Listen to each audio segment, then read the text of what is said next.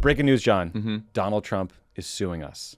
Let's watch a clip to explain why. Because the New York Times is reporting that your legal team is seeking $230 million from your own Justice Department now in response to the investigations into you. Is that something you want your legal team to do? I don't know what the numbers are. I don't even talk to them about it. All I know is that they would owe me a lot of money, but I'm not looking for money. I'd give it to charity or something. I would give it to charity, any money. But look, what they did, they rigged the election.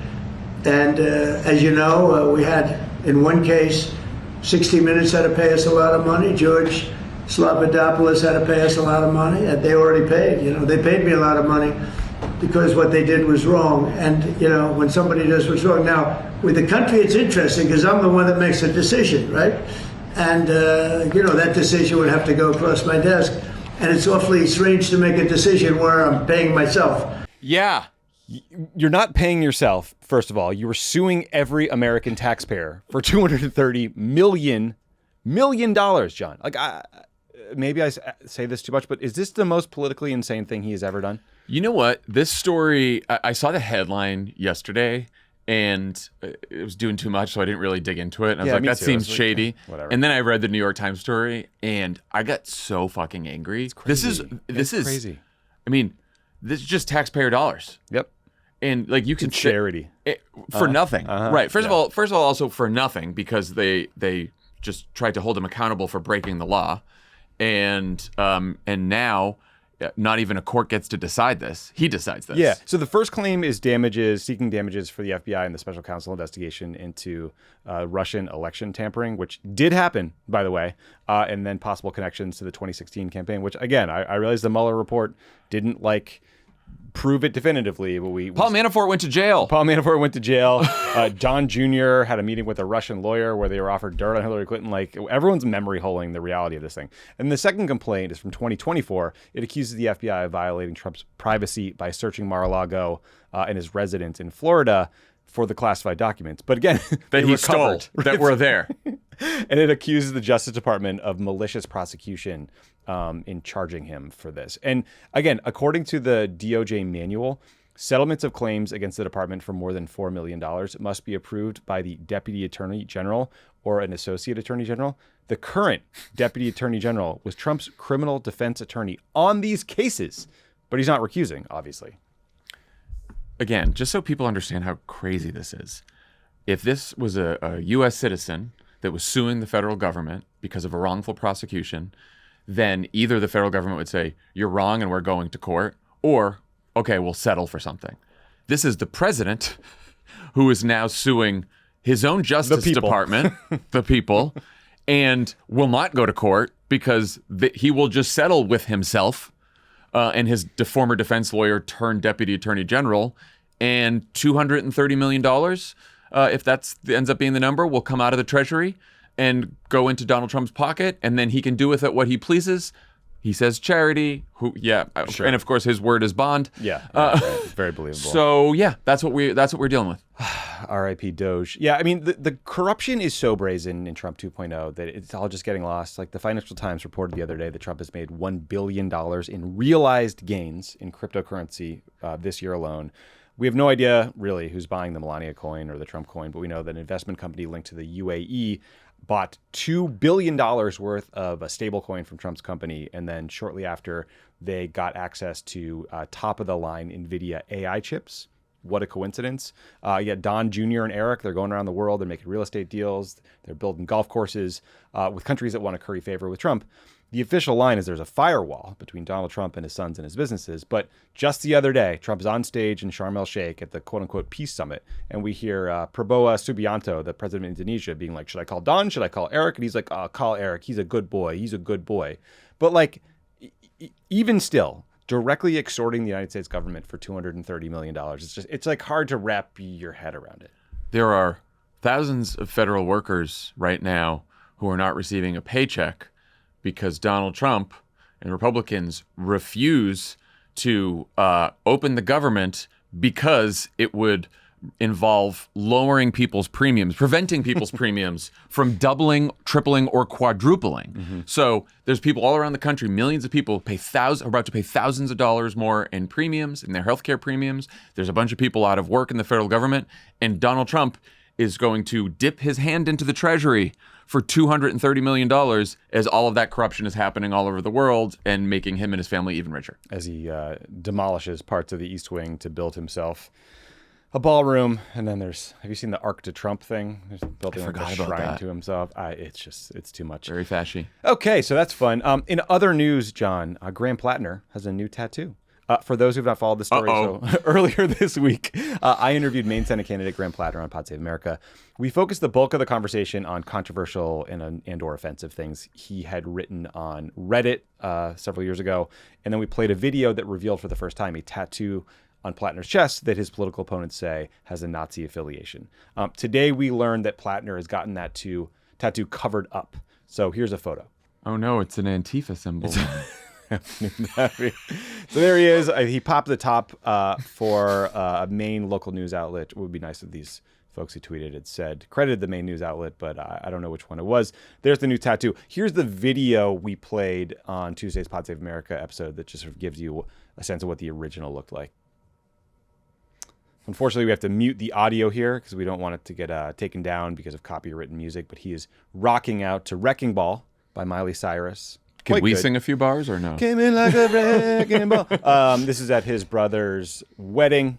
His gift to his brother and sister-in-law was to humiliate himself before their eyes, and now apparently to mission accomplished. The entire world. So, okay, the tattoo resembles Totenkopf, a symbol associated with the Nazis. Platner the old one. Platner told me he got the tattoo in Croatia back in 2007 when he was in the Marine Corps and out drunk with his buddies on a shore leave. Until recently, Platner says he was unaware of the extremist association. His critics don't believe him. Earlier today, one of his opponents, Jordan Wood, said Platner's comments are disqualifying. So, John, we're pundits. Let's start with style over substance. Thoughts on the new tat? It to me seems like, first of all, I don't know the story behind why he picked that one, but it does seem like I think he mentioned in the story, as opposed to getting it removed, which takes quite a bit of time, right? Quite expensive as well. Yeah. And he's in rural Maine, and so this was the best they could do is just cover it up. So I think for a cover up, that's serviceable. Yeah, it does the trick. I mean, nice nips. It looks like kind of an amoeba covering a baby dragon, maybe. Yeah. I think it's probably not easy or pain-free to cover up a tattoo that large, so they just kind of did a quick and dirty version. Yeah, I said this yesterday, but I'm out of my depth on all this stuff because I could never imagine getting a tattoo ever. It would not. It seems painful. It seems like very permanent, and when it's not permanent, you have to go through and do this. Yeah. So I'm not a tattoo person, but good for him. Good for you. This video is brought to you by Simply Safe Home Security. Simply Safe is the new way to keep your home safe. Typical security systems only react once someone is inside your home. Real security stops a crime before it even starts. With Simply Safe, the moment someone steps onto your property, AI-powered cameras detect threats while they're still outside your home and alert real security agents right away. To get 50% off your new system, go to simplysafe.com/crooked. That's simplysafe.com/crooked for 50% off. There's no safe like Simply Safe. It's notable that Platner's tone has changed since our conversation on Monday. The takeaway from that conversation to me was kind of like he thought the comparison was ridiculous, that it was obvious that he was not a Nazi, that he would never purposefully get a Nazi tattoo. But he has since said, he wanted to get the tattoo removed and got it removed. So it's a tonal shift. As a communications exercise, I do think it would have been valuable for him to just have said he was going to get it covered up or removed in that conversation. So there's not a second news cycle, but whatever. Also, after we talked, Jewish Insider reported that, quote, according to a person who socialized with Platner when he lived in D.C. a decade ago, this person said Platner used to say about the tattoo, "Oh, this is my Totenkopf." Now, Platner's campaign denied the report. He said it wasn't until his political campaign started that he realized the tattoo had a Nazi affiliation or resemblance. So, look, it's been weird to sort of have us be at the center of this controversy, people talking about the show. I don't have a preferred dog in this fight or a candidate in this race. I really liked Graham Platner when I talked to him. I'd like to talk to Janet Mills. Maybe she's a good candidate. Maybe she's not. I want voters to decide. It's sort of how it works. I think, though, the people asserting as fact that Graham Platner is a Nazi are fucking gross, and they're idiots, and it's absurd. And I think we as a culture maybe should require more than one data point before we lob that accusation against literally anyone. MAGA, lefty, anybody in between. Let's pin it down before you call someone a Nazi. Yeah, I feel the same way. I thought a lot about this. I listened to the interview. I thought it was a great interview. I thought you did a great job. Like, it wasn't a softballish interview by any means. That wasn't fun for him. You literally went through all of the Reddit posts and Right. then this. I found him talking about his service and what he went through in Iraq and Afghanistan and how bad it fucked him up, both physically and mentally, when he came back, and how he had to sort of build himself back up and he was in a dark place. I just found that very honest and human and compelling. And but again, and you know, I said this yesterday on Tim's pod, like if it comes to June, right? Primaries in June. If it comes to June and it's clear that Janet Mills is the stronger candidate, great. In fact, I don't know as much about Janet Mills, and I don't know as much about Graham Platner. So like, and I'm not a fucking Maine voter, so who cares about me? But like, I am, you know, I'm like interested in learning more about both of them because it's a whole race. On the tattoo, I guess there's two stories to you could believe here. One story is he either got the tattoo knowing that it was a Nazi symbol, or got it by mistake and then realized it soon after and just decided, you know what? I'm not getting rid of it because I like this Nazi tattoo, and then has so far that we know of never uttered a word or a post, even when it was an anonymous Reddit thread. That's a good point. That was anything expressing any kind of sympathy for not just Nazis, but any kind of fascist or fascist adjacent politics. Or racist. We or just haven't. anti-Semitic, yeah. We just haven't heard that, right? Yep. So that would be strange, I think, to just have the Nazi tattoo and like the Nazi tattoo, but other than that, you know, you don't say anything. Or it's what he said. And even if and I don't know about the Jewish Insider story about him and the tune-in 2012, but even then, I think what people need to understand is this, and he's told you this guy never thought he was going to run for office. And so if you are someone who was a 23-year-old drunk kid, get a tattoo, somewhere along the line, it's like, oh, it's not, this could be a Nazi imagery. Like, first of all, I would have known it was a Nazi imagery or a Nazi symbol. Bad on me, I guess, but like, I did not recognize it as such until someone told me about it. And so like, even if he did that and he never thought he was going to run for office, you could imagine him being like, okay, well, this sucks, but it's under my shirt and I'm not gonna get rid of it. And I live in rural Maine and I'm going to spend $10,000 on tattoo removal. Like I think the worst version of the criticism is just that he figured it out at some point and he's lying about it now. Right. And I do think dishonesty would be that'd be a black mark for me. against him, Yeah. right? And if he knew about it and he thought it was kind of ironically funny, like I'm Yes. sure that's, you know, that's certainly something that could trouble a lot of people, would be troubling to me. I For sure. I too, though, like, I'm mostly annoyed. Look, I don't know. Like, I don't know what the deal is. I wasn't with him in Croatia in 2007, right? We can't, like, I believed him. I found it very annoying that people didn't listen to the actual interview itself, clearly. And he had a lot to say about his military service and the way fighting in the post 9/11 wars in Iraq and Afghanistan really fucked him up. And I think that kind of candor is tough in a therapist's office, let alone on a podcast with a guy you've never met in the context of a political campaign. And we all say we want that kind of honesty from political candidates, and then we hammer them when they provide it. And I think, well, that brings me to a column by a friend of ours, Jonathan Martin, in Politico. It was called Democrats Keep Falling for Political Fantasies. Will They Ever Learn? That sort of talks about Platner and the dynamic here and the race and the kind of like the party versus the outsiders. And I think, I don't want to pick on Jonathan because I think he's one of the smartest reporters in the business. But I do think the column missed the mark because I think it's good for people to be inspired by political candidates. We should not mock that or scold that. I think to the extent that people are annoyed about this race in particular, look, they're focused on it because they care about it, because it's really important that we win this. The reason people are annoyed about it is because the DSCC, the Democratic Senate Campaign Committee, controlled by the party in Washington, is thumbing the scale so hard. Like, Schumer recruited Janet Mills, the current governor, to run. And also, the DSCC has formed a joint fundraising committee with her. So they're helping her raise money. So you really can't, like, endorse harder. And I think Schumer maybe endorsed officially yesterday, right? Yeah. And so there's also a lot of rumors, and I can't confirm or deny because I've talked to people in this place, like the DSCC is the one pushing this oppo on another Democrat, and one who excites a lot of people who are young and progressive. And so I can understand why they find that gross. big picture, like vetting is good. We need to vet political candidates before we get to general election. That's the point of a primary. I am not opposed to the parties picking sides. Like, politics ain't beanbag. We should talk about electability and focus on that. But it doesn't feel like we learned any of the issues from Joe Biden about his age in picking Janet Mills. And it also just feels like you mentioned just a minute ago, the primary's in June.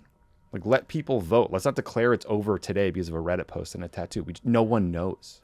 At one point in J Mart's column, he says, like, oh, Democrats are always looking for a savior, like the next John F. Kennedy or the next Obama.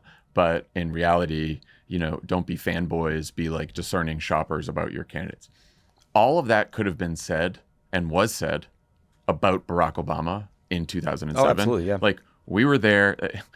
I know it's a long time ago, and it's like when we were kids. But the Reverend Wright stuff, like, Reverend Wright went out there and said the chickens, 9/11 was the chickens coming home to roost, and goddamn America. Yeah. And this was Barack Obama's pastor. He went to his church all the time. He was like his mentor. And what people were saying when that came out was like, this guy is done.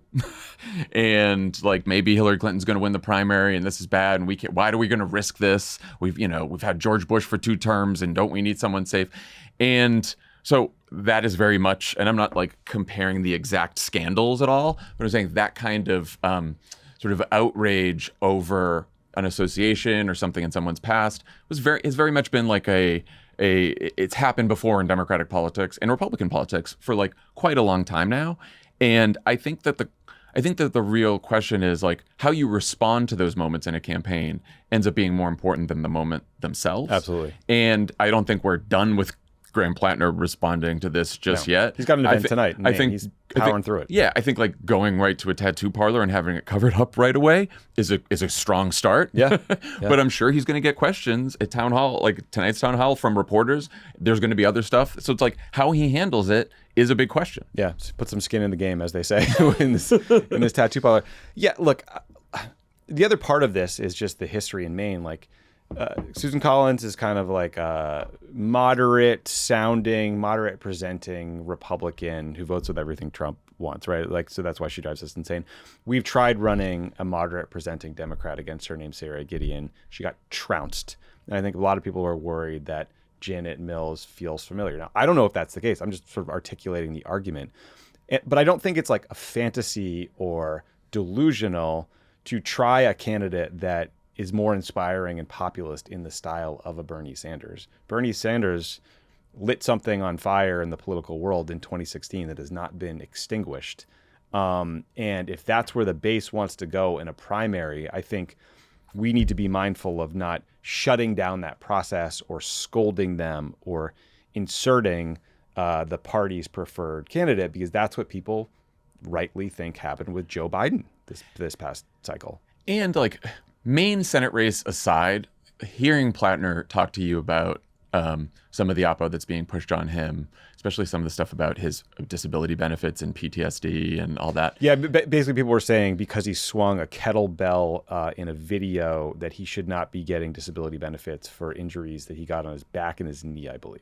Which is pretty fucking offensive. And he was very angry about that. But his anger was directed more towards like, how are you going to get people to run for office if this is what happens to them? Especially people who are like normal people, regular people who didn't ever plan on running for office, which Graham Platner is one, because we say we want outsider candidates who are more human than a lot of the politicians we get.